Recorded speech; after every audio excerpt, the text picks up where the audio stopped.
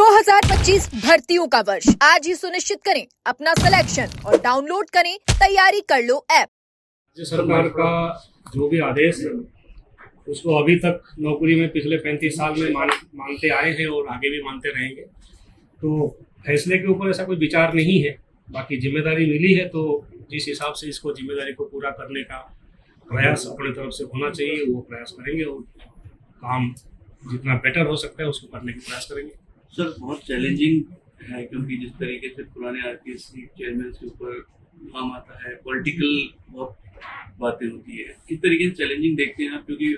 जो एग्जाम्स हैं उनको लेकर बहुत ज़्यादा क्वेश्चन आता है, कैसे चेंजेस सोचते हैं आप? नहीं देखिए, ये तो आप लोगों की सभी की पूरी राजस्थान में सबकी जानकारी है कि पिछले कई सालों की विभिन्न भर्तियां, विभिन्न एजेंसियों द्वारा जो भर्तियां हुई थी उसमें कई प्रकार की समस्याएं, प्रॉब्लम्स आई थी। एसआईटी राज्य सरकार ने बनाई और पिछले 1.5 साल से एसआईटी इसमें प्रैक्टिस करके जो लोग इन्वॉल्व थे, जिनको कानून के दायरे में लाने की उन्होंने एसआईटी ने काफ़ी प्रयास किया है। तो ये इशू तो अपनी जगह है कि परीक्षाएं कंडक्ट कराना और साफ सुथरी तरीके से एक समस्या रही है स्टेट में, लेकिन साथ में ये भी है कि पिछले 1.5 साल से जितनी परीक्षाएं हुई है, परीक्षा कराने वाली एजेंसी, साथ में एसआईटी, राजस्थान पुलिस के हमारे सभी फील्ड लेवल के अधिकारी, मुख्यालय के अधिकारी, इन सब की आपसी समन्वय और आपसी कोऑर्डिनेशन से और एक तरह से मिलजुल के इन्होंने जो काम किया है, सारी परीक्षाएं अभी तक पिछले 1.5 साल में सभी सही प्रकार से संपन्न हुई है। तो प्रयास वही रहेगा जिस तरीके से पिछले 1.5 साल से परीक्षाएं आयोजित हुई है बिना किसी समस्या के, प्रॉब्लम के, उसी तरीके से उसको आगे आयोजित कराया जाए। कहीं एक तरह से आरपीएससी में सफाई का भी काम जो है बेहद जरूरी है, तो किस तरह से देखते हैं? देखिए, मेरे